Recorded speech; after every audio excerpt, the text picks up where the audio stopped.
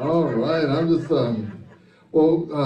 Reverend Karen gave me a throat candy or whatever, and it was like this menthol that was burning my eyes and everything.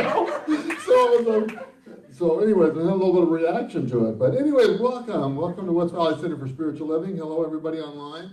I'm Reverend Clyde Goins, the assistant minister here. And if you've noticed, Reverend Karen is back, so we're excited. And the Bradfords are here, so we're even more excited.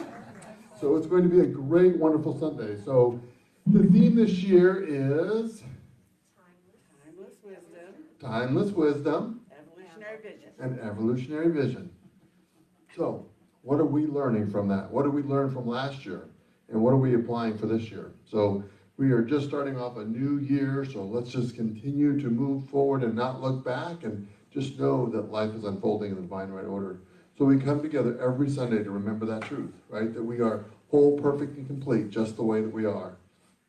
And we can just enjoy life and experience life and know that we are loved and supported every single day. So, and then like this beautiful rain that we had today that just washes over us and nourishes not only the planet, but it also, on our Sunday services, it's nourishing ourselves with Reverend Karen's beautiful message.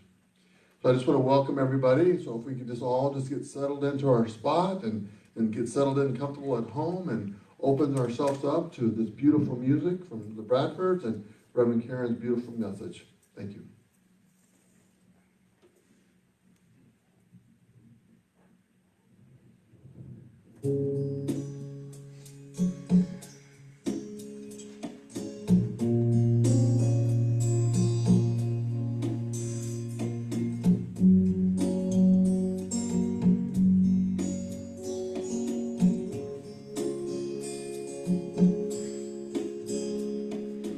I will make a quiet place within my heart. I will wait upon the Lord, wait upon the Lord. Be still, my soul, be still. Be still, my soul, be still. Be still and know. I will make a quiet place within my mind. I will wait upon the Lord, wait upon the Lord. I will make a quiet place within my heart, and I will wait upon the Lord, wait upon the Lord. Be still, my soul, be still. Be still, my soul, be still. Be still and know. I will make a quiet place within my life, and I will wait upon the Lord.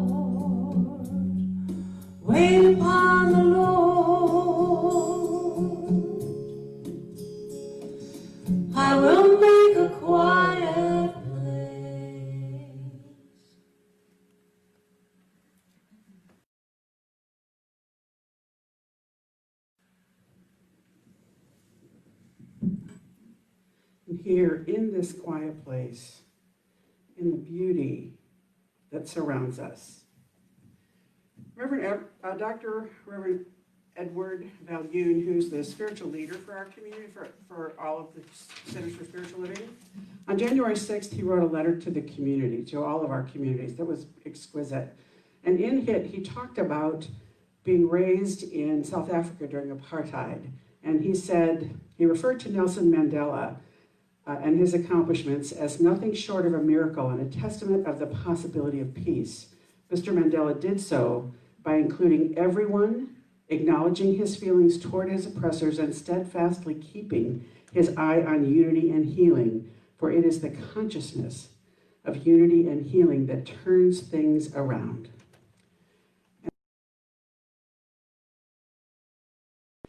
From Dr. Ernest Holmes. And so I'm going to use this today as our invocation to know that as we move forward, this is how we move. I will invariably cry. It's been page 558 in the Science Mind textbook. Peace is the power at the heart of God. My peace is found at the heart of God. The heart of God, for me, is found at the very center of my being. It does not matter how closely the confusion of the outer world presses against me. I am not even disturbed by the confusion in my immediate environment. I know that the only way to counteract confusion is to bring peace into play. Peace I leave with you, peace I give unto you, not as the world giveth, give I unto you. These words of assurance stay with me, and I hear them re-echoing in the depths of my being.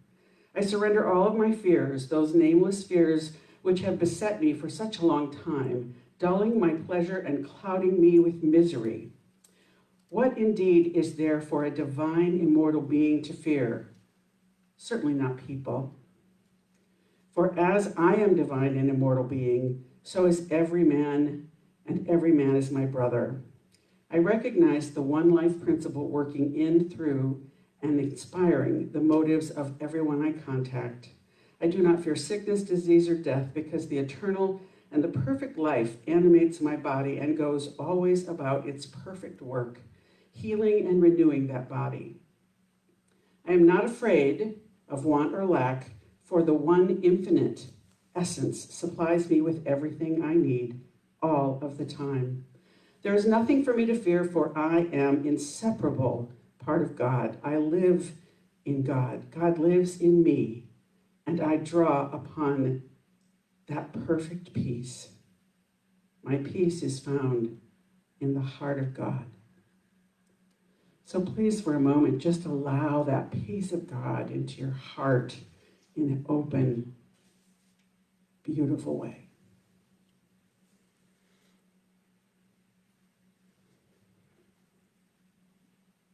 And so it is.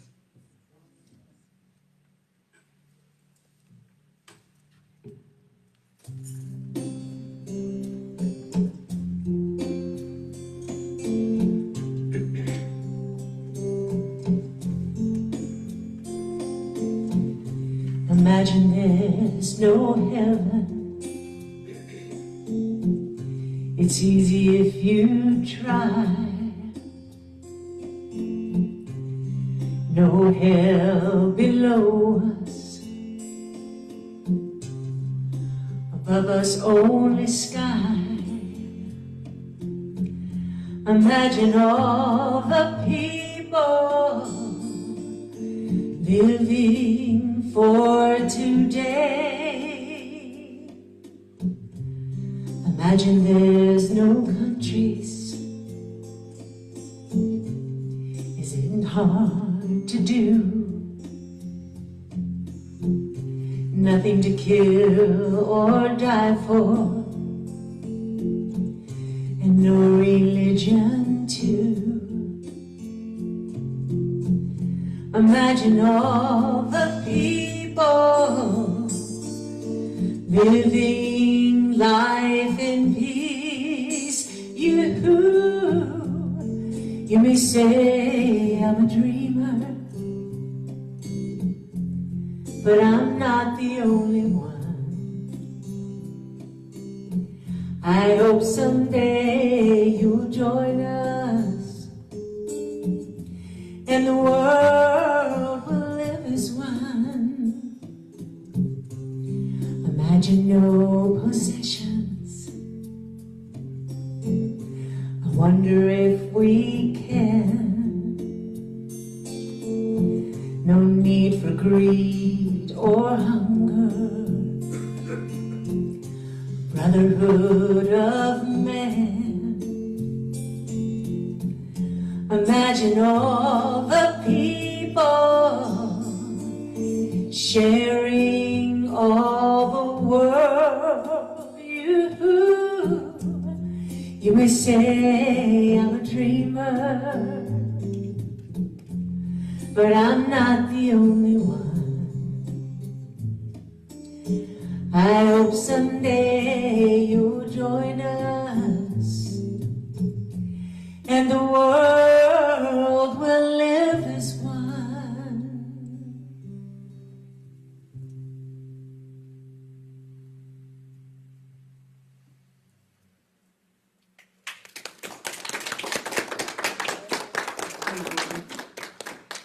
Thank you, Bradfords. You could not have chosen a better piece of music for what I'm about to say. So good morning. Welcome to the West Valley Center for Spiritual Living. Good morning, everyone online. It's so wonderful to see you standing there in the camera. I'm imagining all your faces and knowing that we're reaching out of state and around the world in every old which way, I guess. And I have been away, and we do take a vacation in January, and I love vacation, and don't you just love it coming home as much as going away, you know? So it's really good to be home, and it's good to be home right here. Apparently, I was away from all media and did not know the world went that crazy while I was gone. So it was a little stunning to try and catch up with what all of you experienced. And I did a really sort of unique thing, and I asked individuals to tell me, since I didn't know, and I wasn't sure I wanted to see the images of the video and get them stuck in my mind since I've kind of been spared that by being away. So I asked 4 different individuals whom I trust and love dearly to tell me what happened, and it was really fun because I got 4 different perspectives. And what was interesting is one was an extreme conservative in that group, and she wasn't that much different than the other 2. So it was really apparent to me that something's going on, and that made me know that I had already planned this talk. The title of the message is, ironically, The Surge of Spirit. And I knew that now I had something to put together that was practical. And I think it's important for you all to know, and all of you to know, where I stand on things like this. In the same way that Dr. Reverend Edward, the leader of Centers for Spiritual Living, whom, by the way, I have so much more respect for after watching the way he responded, he, at noon on January 6th, called an emergency meeting with the Home Office, the executives of the Home Office that make decisions for us, and then he immediately, that afternoon, all on his own, went Facebook Live. He said, I offered a prayer. I watched the video of it. He said, I offered a prayer, and what he did was he read that passage that Sue just read to you. So I thought that was such a beautiful lesson, that when things look very scary and maybe you're not even sure how to put together a 5-step prayer, you know, or pray in an affirmative way, you can open a book and you can find a prayer that's already written, and you can read it with great reverence, and you will have delivered a message that Ernest Holmes wrote for us so long ago. So it was found actually in the section of the Science of Mind textbook that is called the Meditations, and for Ernest Holmes, those were prayers. So, wow, it's an extraordinary experience to watch our leader in action, and I'll be sharing bits and pieces of the written letter that he sent, but I want you to know that I've already forwarded it to the staff that produces our newsletter, and it will be in its entirety in the newsletter this week. So you can read it on your own if you're on that subscription list. So shall we talk about the surge of spirit? What I want to speak about today, what I aim to deliver in terms of a message is this idea of the way spiritual law is always working in our lives. So everything you said and what Clyde said in his introduction, and then to give us that beautiful song, it really sums up everything that I will be saying in my message this morning. And so what I realized when I began writing it, and that was the theme of what I was writing, and by the way, I watched all of you live when you spoke in my absence. Thank you. Beautiful job. I'm a proud minister. But I have to admit that Tracy Herrick last week really laid the pathway for what I'm about to say today, because she was talking about love and law, and what an extraordinary job you did. Yeah. And here's how it made me feel. It's like, you're a hard act to follow, honey. I wasn't sure how I was going to come back and speak. It's like you spoiled them. Now they know what a really good talk sounds like. Really, I'm so proud of you. Thank you. I mean, Tracy took practitioner studies here, and so it's extra. I feel proud. You know. I learned from the best. Yeah, you did. If you didn't hear that, she said she learned from the best. But if you listen to her, you also know she's a wise woman because she has lots of mentors. And that's what gives you what you've got, I think, is that you have this broad range of people that have inspired you, and you own all of it. So the title of the message comes from a quotation I found in the Science of Mind textbook. Ernest Holmes wrote it. It's in the chapter on conditions and causes and conditions. Page 184. I'll be referencing all my Ernest Holmes quotes from that page this morning. And it's really, it is one of those, I have to confess, it's one of those pages that I had written decades ago, K-fave. So these are not new quotes. You've certainly heard them before because they are some of my favorites. But here's the quote where I found the term, the surge of spirit, and it turned me on. Spirit is never bound by form. It takes, spirit is never bound by the form it takes, and it is not affected by any apparent cause or condition. Isn't that good to know? Right? But it is forever free. So spirit not only fills all forms, but it surges around them and through them. I love the energy in a quotation like that, where it reminds me of this way that the living spirit, God itself, is that in me is this same stuff that created all of life, and it created me and it created you, and it's that infinite intelligence of the universe, and it's everywhere present, and it fills all form. It animates every living thing. And I think that our teaching is brilliant in the way that it gives us a God that is not distant and away apart from us, but it brings us into that place of really understanding what most of the world's religions speak to, and that is that, God is ever present. There is no place where God is not. So right where I am, and in fact, in me, expressing through me and as me, is that divine surge of energy that enlivens all of it. And I believe that as I was thinking about that, I was thinking how that really implies, it helps us understand where people like, St. Francis, remember St. Francis is the one who says, Lord, make me an instrument. Use me. It's that place where we take a stand and we open ourselves to be guided so that we can then be that expression of peace or love or joy in the world, whatever it is. Also a beautiful prayer. And then I thought, also it reminded me of Brother Lawrence. You've heard of Brother Lawrence, who was he was actually a layman. He's not a fancy monk or nothing. Brother Lawrence was a layman, Carmelite, employee, I guess. He lived in the monastery. It was in Paris, and we mostly attribute that idea of practicing the presence to Brother Lawrence, because what Brother Lawrence did was he was the guy that chopped the wood and carried the water, and he got back in the kitchen. He was probably like a sous chef, a little lower than a sous chef probably. But he would be scrubbing pots and pans after preparing these big meals for the people in the monastery. And he would always have these encounters with recognizing God absolutely everywhere. He practiced the presence of God in everything he did. And he's such a beautiful example in a really simplistic and beautiful way, a very pure way too.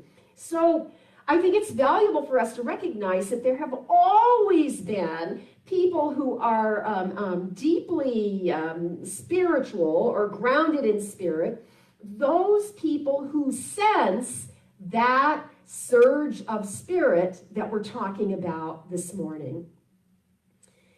There's a way, I had this lovely vision when I was writing, that it's as though that it's that cascading grace of God that's always falling into our lives. So to help us understand that kind of intimacy, because that is really the essence of what oneness is when we talk about oneness, or that the science of mind or new thought, that we're mystical traditions. In order to understand that, Dr. Holmes uses this really good example of talking about water and ice. And I love how simple it is, because what he says is all ice is some form of water. You know, and we understand that. And then he goes on to say, and in the same way, God and humankind exist in an eternal state of unity, in that very same way that water and ice are the same thing, just different forms, right? And so we say, or the ancient, the classical metaphysicians would say, solid and liquid are one substance. And that's, Holmes writes that way.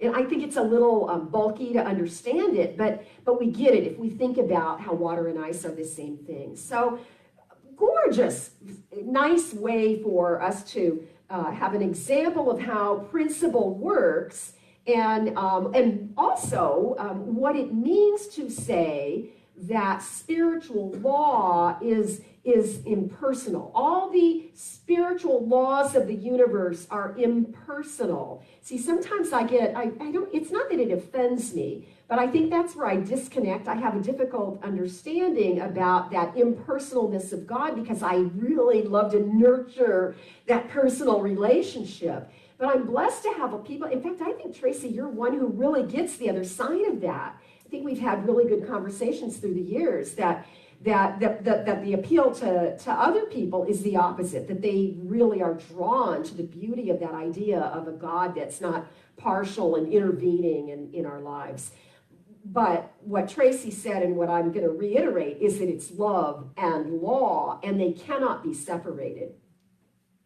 So the law always works, and we see that in the conditions that we live in. What we can witness is that things are always changing.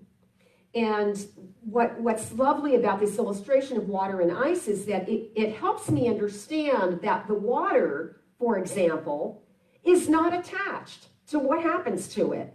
The water is responding to the elements in the environment of which we put it. I mean, I'm going to say we put it, because think of it, most of us here, maybe with the exception of the young kids in the front row, most of us have made ice. Juliana, have you ever made ice? Okay, good. Phew.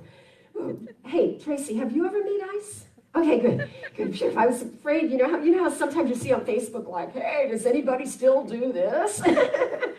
But we know, we fill an ice tray with water and we stick it in the freezer, and then we get that which we desire once it's frozen. I can put ice cubes in my little water cup and have cold water, because that's pleasing to me. So the law always works. The form is always changing. And Holmes, I almost said Hugh, Holmes says spirit is bound by form, but it's at the same time forever free. It's always present, but it's always free. In other words, it's not stuck. And I think the lovely thing to ponder on that thought is that when things are not going well in your life, it's really helpful to remember it's not going to stay this way. You know, things come to pass, and life is always moving around in that way. So the bottom line that always I find treasurable to contemplate is that the law, as it is impersonal, does not favor some of us more than others of us, right? The law does not work better for Reverend Clyde than it does for me, because the law is always functioning perfectly, excellently, and it's there every time we want to use it. It never goes away. It's always functioning. And when we start to study this and learn, and you just hear her talk last week, she'll explain all of that. But, then it's like filling ice trays. It's as easy as putting water in the thing and putting it in the thing. So, I've been away, that stuff, the thing. I'm a little relaxed. So what we're doing is we're choosing, and that's what this philosophy is teaching us, we're choosing what level we want to participate. How much do you want to play, or how much good would you like to have in your life? We're always being met by the law at the reciprocal level of how much we can accept in our own lives. And so consequently, the spiritual path is always teaching us or luring us to experiment with expanding what we believe is possible in terms of the good, not only in our lives, but in the lives of our loved ones and in the world. And isn't that an important topic in more recent days? So I have a story for you that just proves all of this. It's a good way to illustrate what I'm trying to say this morning. So we've been away, and Hugh and I have a favorite place. It's been our favorite place for 100 years. We've gone there since we were poor, and we used to actually collect aluminum cans for gas money, to get gas money when we were poor. And we would drive up the coast from Los Angeles to the Central Coast. We favor Cambria and San Simeon, and we've just done it for so long that now it remains our desired vacation spot. So we found this great little house that we've rented several times now, and it's right on the water, and it's secluded. It's this odd piece of property that has nothing but a ranch to the south and several lots that way. There's another condominium, and it's a fourplex. And almost always when we're there, somebody may come in and out, but it's like nobody's living there at the same 2 weeks that we are. And it's got a private beach. It doesn't, you have to climb down the bluffs to get there. There's no beach access. So there's almost never anybody, it's just so private and luxurious. So one of the things I like about the house is that it has a great kitchen, and when we go, we don't want to leave. We come, we bring a lot of stuff, and we tuck ourselves away for 2 weeks, and we don't do another thing but just enjoy our time there. But that means I have to take a lot of stuff, because I got to plan our meals and our clothes and everything, and of course there's books, you've got to read. And this year we were really blessed, and our youngest daughter agreed. I asked, and she agreed to drive us up there, spend the first couple days, and then fly home. But the reason I invited her to do that was to unpack the truck and to get all the stuff upstairs. It's a long ways from where you park to where I need all the goodies to be. And so we had a beautiful, glorious time. And honestly, it felt so easy to me. It was very luxurious just to have that happen. And she loved being at the beach with us. And how often, well, I can't look at you. Well, for those of you who have had children, how often do we get to be alone with our adult kids who have kids? It's like we don't get that. Okay, there's one. It's really lovely to be alone with your children for a little while. So anyhow, she leaves, and we have this amazing, relaxing time. And it's Thursday before we're going to come home. We're going to drive home on Monday. And I'm beginning to feel the burden of having to get all that stuff back to the truck in 4 days. But I caught myself thinking about it. Why would you want to spend the next 4 days dreading how many trips up and down those stairs I'm going to have to take to get all that? I'm not as strong as her, and never mind. and I'm thinking, this is heavy, and I was like planning. I was getting back into my work mode. I was starting to plan, well, maybe I could take some stuff out every day a little bit. And then I thought, no, stop this. So I went out on the deck and I sat in a chair and I prayed. I did a 5-step treatment, and I prayed for God to lift the burden of my worrisome mind away from my vacation so that I could practice the presence, to be in the present moment and really enjoy those last few days at the beach. Now, the trick of all, the most probably important step, I could say this about every step, is the release. You can convince yourself, but the real trick is when we say those words, and I release these words into that infinite presence of into the law, I'm knowing it is absolutely done, and so it is, and then you leave it there. You don't take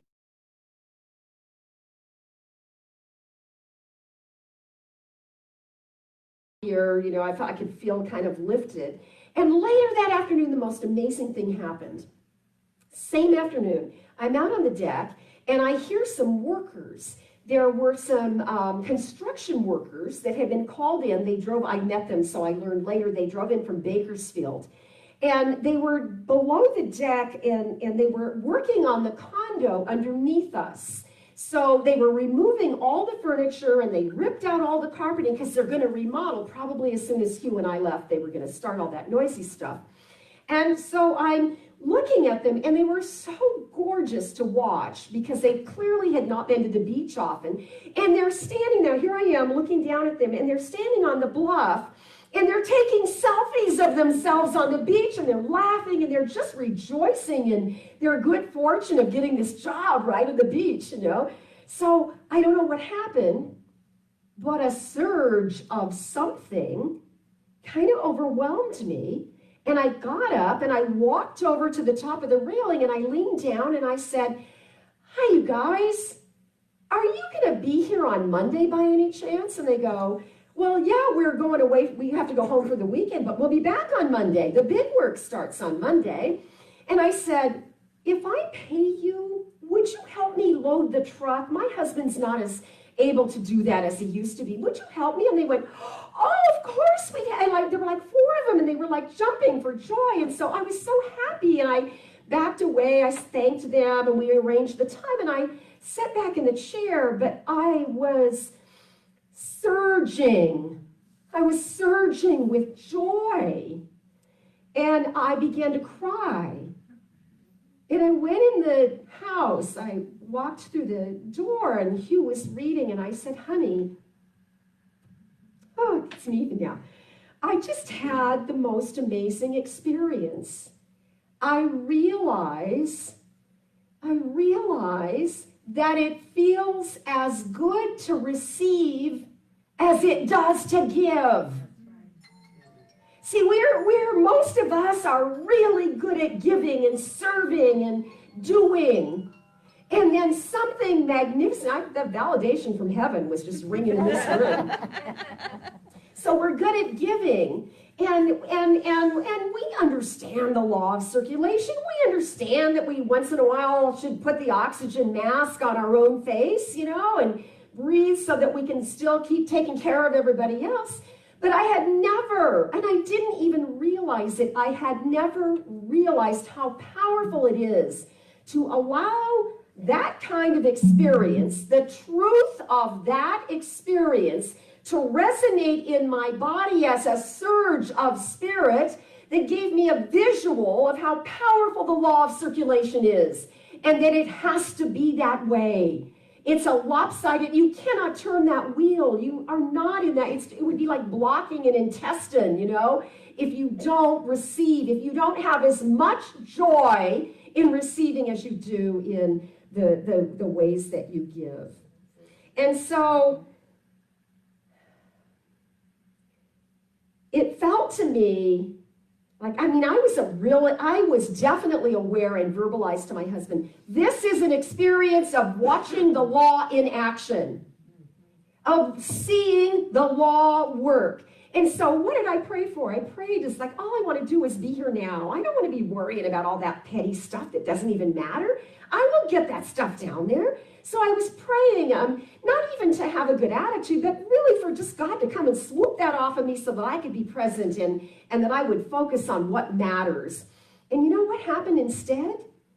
He sent me 6 strong men, you know, from the sky falls, you know, you could see the hand of God in all of it.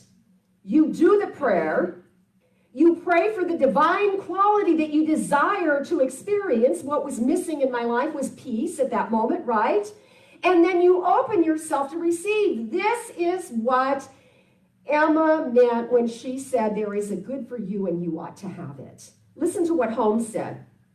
Holmes said, and this is truly one of my favorite quotes because he uses all caps at the end of this quote. He said, because you are working with an impersonal principle, it is a law that works for everyone, and you should use it. And in the next few words, in all capital letters, he says, as if it's a demand. He's putting a demand on us. Always expect good. Always expect good. There is a good for me, and I ought to have it, and in truth, all I have to do is say yes to it. Witness it. Realize that this is how the law works. Participate in it, interact with it, and always expect your good. But the best part comes next, the paragraph right after that, or the sentence. Have enthusiasm, and above all else, have a consciousness of love, a radiant feeling flowing through your consciousness. Pray, treat yourself until you have an inner sense of unity with all good. See, that's the surge. That's a surge that we open ourselves to. There'll be a radiant feeling that you would describe it probably different than me. And maybe it happens differently from experience to experience, even in my own life. But always expect the good. There's a readiness he's talking about. Now, I know that can seem like a really big task when the world appears to be falling apart. And that's what I want to speak to now. When we are living in a situation where it feels dangerous, that we are on the very edge of something scary, maybe even moments of hopelessness, how do we get from there to expect our good? How can we experience good in those moments of being so afraid? And this is why I was so touched when I came home and I started putting the pieces together of what happened at the Capitol while I was away. And then I found online this gorgeous letter from Dr. Edward Viljoen, who again is the spiritual leader of our organization. And in his opening words, he said, now keep in mind, he was raw. It was unfolding when he went online and said that prayer. And then he wrote this as a public announcement, and sent it out to all of us and to the world. He said, my heart is heavy. See, I think he's the example of how to get back to the good in these words. My heart is heavy. So much has already been said, and I am not a political expert, but I am a student of the science of mind. And I know the power of focus and consciousness. See, we don't have to know. We absolutely must not pretend that nothing's going on. You know, that's not what we teach. But we must acknowledge it. And more than that, we must acknowledge where we are standing in our own emotional response to what's going on in the world of form. And then we can redirect ourselves to some of these powerful things. You know, I tell you, I feel the most overwhelmed in life when something happens in the world, because it makes me feel like, this is crazy, this is really stupid. Take notes on this, Tracy, so you never do this. But I can make myself feel overwhelmed that I have somehow failed as a minister because I haven't made a bigger impact in the world. Because if everybody goes crazy, and I just want everybody to calm down because I want the world to be safe again. And then can you see how I impose upon myself what's going on in the world for everybody else?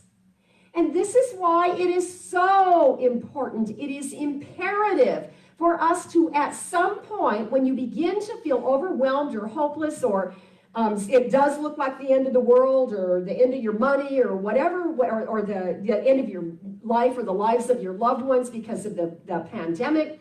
When we're having those moments, we must do our own personal work so that we can take our focus and readjust our consciousness and lift the burden off our shoulders of thinking it's our job to heal the world. That's why I love and emphasize that statement that says we aren't here to, what do I say? It's like not to fix what's broken, but we are not here to see what's broken, but we are here to see what's reverent about life. And when I can do that, then I am less likely to feel overwhelmed or hopeless or, feel that kind of despair. So I got to do my work. And you have to do your work, right? We have to do the practical application in the moment of whatever the condition going on in our experience is, whether it's a family issue, a personal issue, a financial issue, a health issue, or something going on in the world. Each and every one of us must do our own work, because together we add our consciousness to the consciousness of humanity, and that's the way we can begin to shift the collective consciousness. Dr. Edward went on to say this: spiritual growth is very personal. We must each examine our own consciousness and decide where we stand. He says, I stand for compassion. In other words, I've done my work. I know what I'm here to do. I stand for compassion. I stand for religious freedom. I stand for a world that works for everyone. Listen carefully now. It takes courage to declare such things because the world does not seem to support these statements. And yet, these declarations match something inside our hearts. The urge of the divine mind.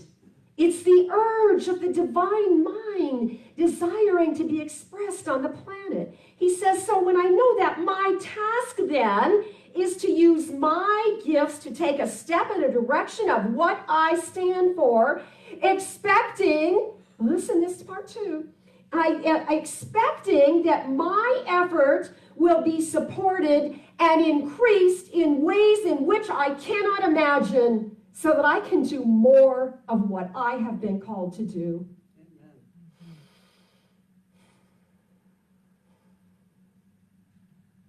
My task is to use my gifts and then expect that my effort will be supported and increased more than I even imagined. Lord, just the burden of the job I have to do on Monday. Whoosh! 6 helpers, who, by the way, would not let me pay them. They purely wanted to do good in the world.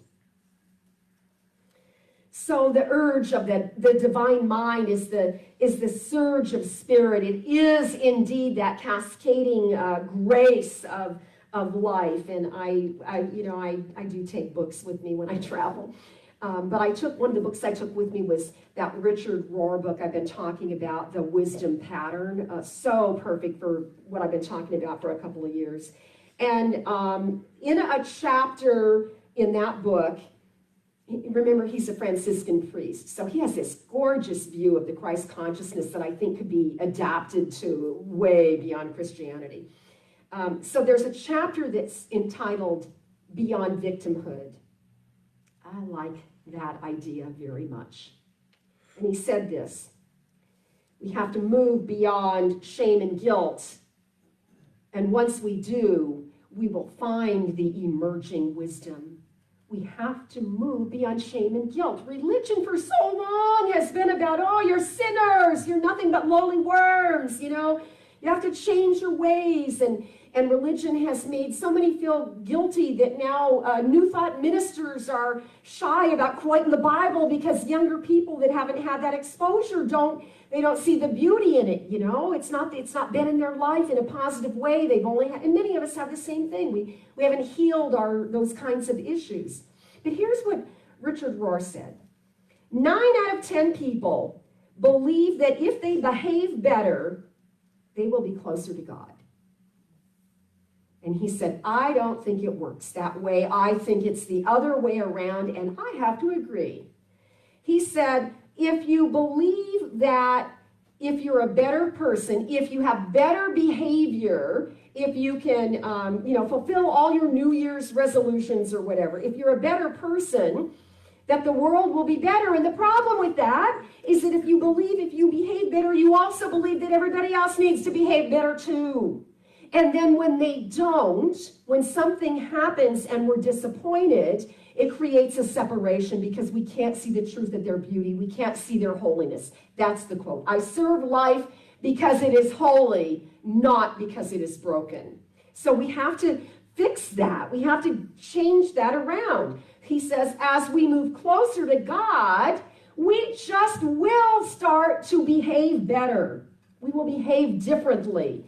And that's why the journey is so personal. I can only do that for me. You can only do that for you. I can't even tell you how to do it. You're going to have to stumble on it in your own way. Nothing is funnier for me than you come to me and say, and you famous for this, Miss Tracy, you know what, so-and-so just said such and such, and you know what, that means so much to me. And then I just look at her and go, lots of people, but I'm going to pick on her because she's in the front row. And then I look at her and go, I've been telling you that for years. Why couldn't you hear me? Because we can't. We can't. When the student is ready, the teacher or the lesson, voila, will fall like the gift of the hands of God into your life. Finally, and this also I found very poignant, again from Richard Rohr's book. He says that right behavior that we've been talking about, right behavior does not lead you to your true self. Your true self leads you to right behavior, but the greatest surprise is this. Hang on. Sometimes a bad moral response is the very collapsing of the ego that leads us to the falling into the hands of God. I'll say it again. Sometimes a bad moral response. Have you made some bad decisions in your life? Did you make any mistakes? Have you ever hit bottom, all the way hit bottom, and then sort of had to come up out of the ashes like that gorgeous symbol of the phoenix? Sometimes our bad moral response, think bigger now, think of our nation, that bad moral response is the very collapsing of the ego, the collective consciousness of the ego, of that collective consciousness that leads us into a falling, and we fall into the hands of God.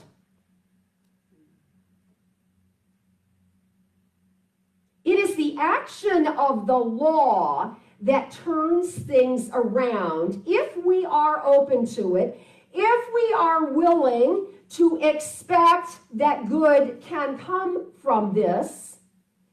And I would suggest that that's what we want to do with our prayers now. See, I don't think for a minute this is anything less than an answer to all of the millions of people that have been praying for peace.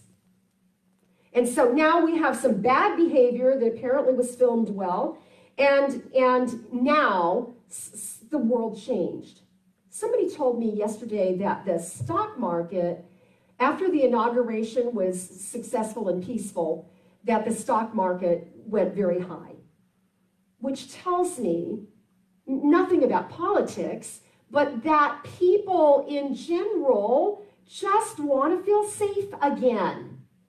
Right? There's just that yearning to have some stability in our lives. We as religious scientists, we as people who know how to pray affirmatively, we know how to put our demand on the law, we know and use the law, as we are so regularly told to do. We can expect good. We can pray, and then we can expect a good response, and you are not allowed to look and see if it affects everybody else around you. You only do your own work. And then it's a lot easier. I think that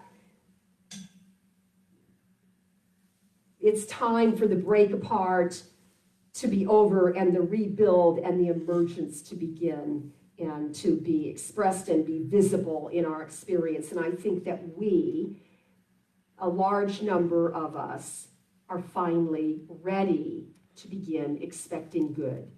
We are finally ready to ask for help. I've been calling it the theology of emergence. That's what I've been calling it, the theology of emergence. So,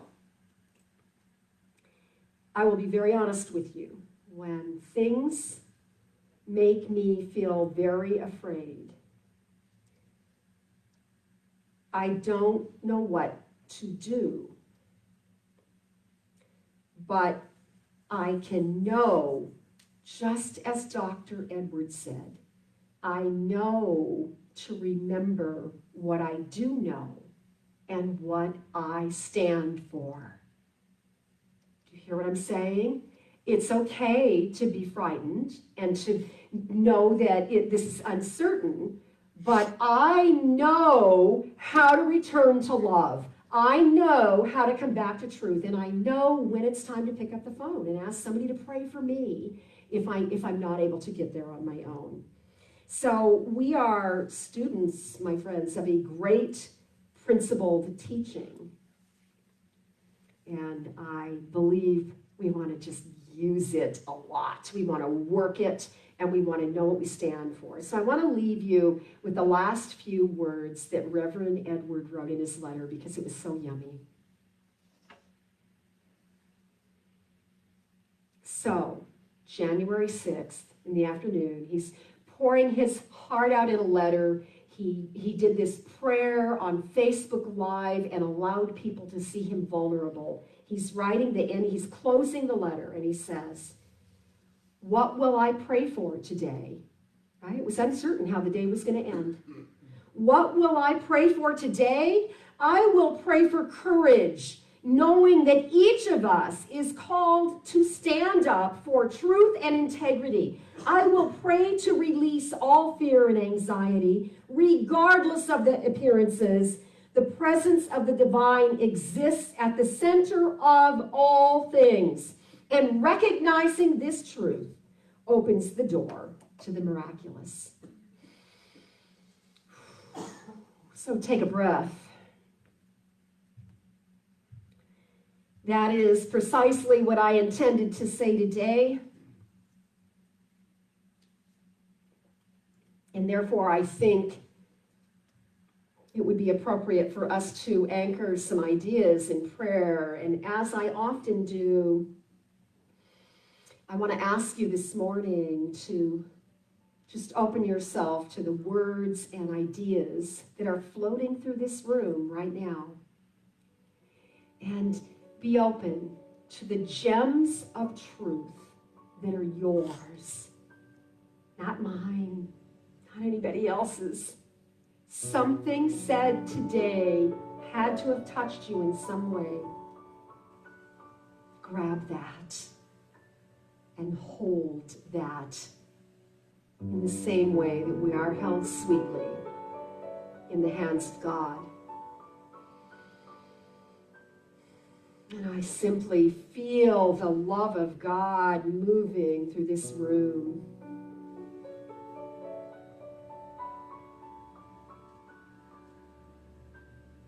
I recognize it as a healing force in the universe.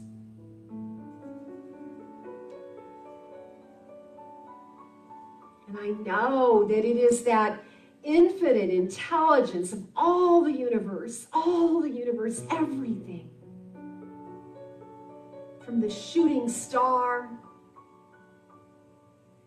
to the bumblebee, to the miraculous way life knows how to carry on. I feel the love of God in my own being. And I feel it and sense it and know it as that surge, that activity of life, that radiant feeling of the movement of love within me. And it's so satisfying to remember again that right here in this very room, right now, and in every home where this message is being broadcast, that's the presence of God. That the words that are spoken in prayer are active and alive. And that we are stimulating right now the universal principle of the law, the impersonal part of that idea of spirit that just makes things work. And so we open ourselves to remember again that there is a good in this world, on this life, on this planet, in our lives. There's this good in that way that we sense it, that our hearts call it forward. And as we recognize it in our minds, as we know fully with our hearts and our minds that there is a good for us and that we should expect it, we allow ourselves to just open and be the vessels to receive. And so this day we are filled as the grace of God cascades into our lives, surrounds us, fills us with all of that fresh awareness of the pure goodness. And we, in that recognition, in that way that we feel and name that surge, that movement, that quickening of life within us, we realize that that's the healing. That's the way that whatever ails us is purified. And so we breathe in and we breathe out, and we are a part, a vibrant part of that the influx and the outflow, the constant becomingness of life. And so it's good to be home. It's good to come back to the truth of who we are. And so I know that we are blessed in the way that we have gathered the good that is ours today, in the way that we allow Spirit to lift the heaviness from us, in the way that we stand unified in our knowing and understanding and acceptance of our oneness with God and with each other. We are healed and our lives are healed and this community is healed, and the wholeness of all that goodness is expressing through us and as us in this continuous, ever-flowing, moving goodness. So I say thank you, life, thank you, God, thank you, infinite Spirit, for all of these blessings and for all that are yet to come, and for the good that we fully, open-heartedly expect to experience, to see, to witness, to name, and to call forward on this planet and in this country. I am grateful, and I simply release these words. I let them be into the power of the law that only says, yes, my child, yes. And so it is. Amen. Grateful, grateful, grateful for all the love that I have. I am so grateful, grateful, grateful for all the love that I have. Everywhere I look and every face I see is love reflected, shining back to me. I just give thanks for all these simple things, the joy and peace that gratitude brings. That's why I'm grateful, grateful, grateful for all the love that I have. I am so grateful, grateful, grateful for all the love that I have.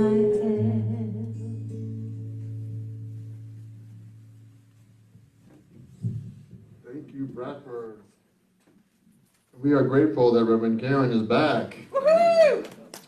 So now is the time to practice the abundance of our lives and the abundance of our community.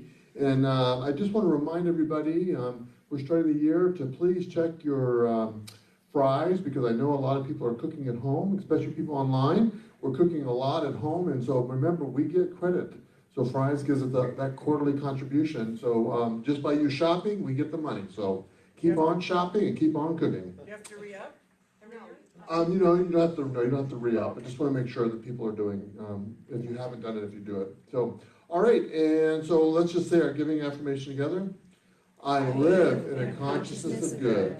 Divine love blesses and multiplies all that I am, all that I have, all that I give, and all that I receive. Thank you, God. And so it is.